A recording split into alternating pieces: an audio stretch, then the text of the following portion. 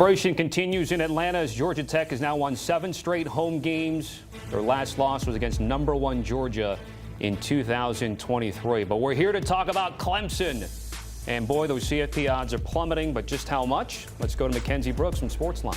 Yeah, things looked a little bit better before the actual season started here when we ran the numbers in the model to start the season. We had Clemson going in with a 62% chance to make the college football playoff. Obviously, that goes down not only because you lost to LSU, but also because you saw Miami beat Notre Dame in that Week 1 matchup as well. That brings you down to around a 35%, 32% chance. Then you play Troy, and you barely win, but we did assume you're going to win, so we only move you back up to around 35%. Now, after this loss here to Georgia Tech, that plummets them down to a 16% chance to make the college football playoff. Most of that 16% being you have to win the ACC championship, and you have to hope that some of these other teams start to fall as well, while Georgia Tech looks good. So really, they still, again, like they did last season, have the chance to win the conference championship. Brush all of this aside, but it's objectively hard to just win out no matter who's on your schedule, and that's also what it will require to get to the ACC conference championship, Tommy. All right, Ken, certainly appreciate it. Again, taking a look at that Clemson Tigers schedule, 1-2 for just the second time the last 2 decades. The last time it happened was 2014. Back here with DK, BMAC, and Damian, just talking about this Clemson team, which, by the way, I just checked. So before the season started, 18-1 to win the national championship, which was top 10 among programs. After this loss to Georgia Tech, now 55-1. BMAC, I'm going to give you first word because all I heard from spring ball and fall camp was that this was not just an ACC championship type team, but this was a national championship contender. Yep. Did you agree with that going into the season, and what has changed in the first 3 weeks? Yeah, I saw a world where Clemson could win the national championship because of the experience they had at the quarterback position. Cade Klubnik is one of the more experienced quarterbacks in all of college football. You talk about Dabo, Swinney, a very, very highly talented defensive line, a line with a bunch of potential NFL pros, quality guys in the secondary. You know, they had to answer some things in the backfield, but we all felt like they would find a way to get guys that could run the football. And then the season started. And we saw a letdown type of performance week 1, but then that was against LSU. Defenses really dominated that ball game. Now, when you have a letdown week 1, we think week 2, playing against a lesser opponent in Troy, that's a get-right moment. No, they got wrong. They got wrong. They struggled in that ball game. So now it's something going on with Clemson where the quarterback is not looking like the quarterback. He's not comfortable. He's not going through his progressions. They can't run the football, and their defense has been vulnerable in all 3 levels. So they still, realistically speaking, they still have an opportunity to get to the playoffs. They can't afford to have any more ACC losses. They need help, and they have to win the ACC championship. All of those things could become a reality. But based on what we've seen in 3 weeks of play, it's hard to believe they can actually make those things happen because they're not a good team right now. They have good players, but they're not a good team. So B-Man, hold on. Before you get to me, Tommy, I just want to make sure I heard this right. So Clemson is asking for help, not hell, right? Yeah, they need help. Clemson don't need help right now. No, they don't have enough of that. They need help. They want to need a lot of help. In all caps. Danny, I'm going to give you that schedule that BMAC's talking about, potential opportunities for Clemson to still get it. But, Danny, I'm going to come to you because, again, when you're on a team that has high expectations, whether it's from the outside or the inside, I think even internally, if you're not making it public, you have that ACC championship in mind. You have the CFP in mind, national championship in mind. Take me through an expectation of a team that's supposed to be very good here on a program like Clemson coming into a season that hasn't gone the way that they've wanted so far.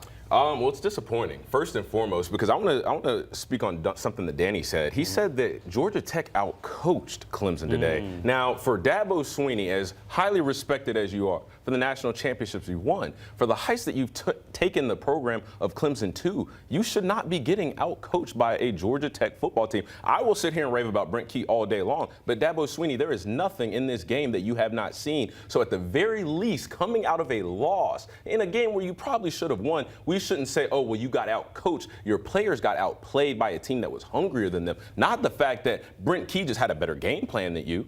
Not that their offensive coordinator put together a better offensive game plan than you did.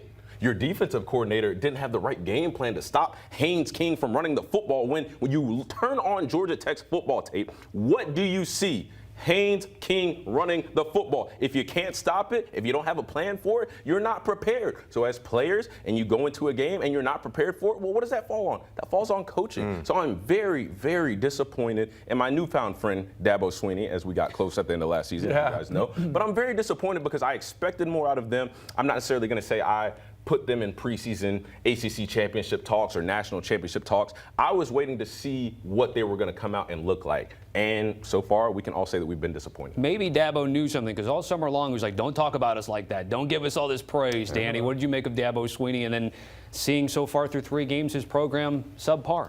I think this is one of the biggest disappointments in college football. Like, for the expectation, what they had returning, specifically at quarterback. But remember, they went out and got Tom Allen, who was one of the more respected defensive coordinators. They have guys on the defensive line that is supposed to be first-round talent. And for them to start 1-2 it's just disappointing. That's all it is. I will say this. People have buried Clemson before, including last season, and they found their way in. I do think there's a chance, if they run the table and they're 10-2, they better root for LSU and they better root for Georgia Tech, that they still could be an at-large team. If LSU ends up winning the SEC and they lose by a touchdown to them at home, I don't think that's an egregious loss. And if Georgia Tech does take care of business and they're in an ACC title game, I don't think that's an egregious loss. I thought Notre Dame was done last year after they lost to Northern Illinois. That was a much worse loss, and they kind of figured it out. They got the ball rolling. And Dabo's had one of the best cultures in college football in his entire tenure. But even specifically, since they've kind of dropped off by their standard, they've never thrown the towel in on the team, in the locker room. They've never thrown in the towel. I don't expect it to go any differently this year, but they've got to figure some things out. They also were supposed to have one of the best wide receiving corps. And Bryant Wesco lived up to his end of the bargain. TJ Moore did not. Antonio Williams has been hurt.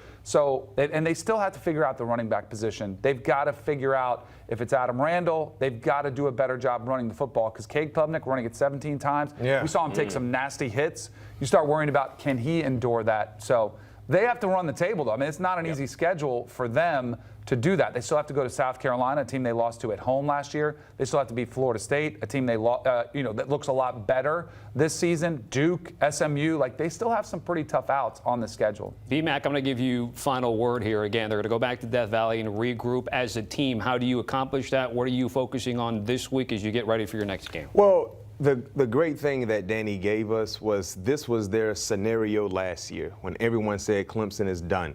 They got back to the basics. Attention to detail was overly emphasized. They played a Clemson brand of football, and guess what? They got into the playoffs. So they've been down this road before, but this is a different timing in terms of being in September, and now you're in desperation mode. But they still have an opportunity. We all talked about it's going to be a difficult task, but they still have life. They just got to win out. And they need a little bit of help. It's been 3 weeks of play. There's a lot of football left to be played. They're going to need some help, but all of that means nothing if they don't take care of their business, get back to the basics, get healthy, get some guys healthy, and play a Clemson style of football, man, and just take one game at a time. I gave out those national championship odds. It would certainly have dropped for the Clemson Tigers. We end here with the ACC odds after what we saw today out in Atlanta. And boy, Miami's the betting favorite at north of 2-1, but Georgia Tech at plus 430 after everything they've been up to, including a 3-0 start and a win against Clemson at home today.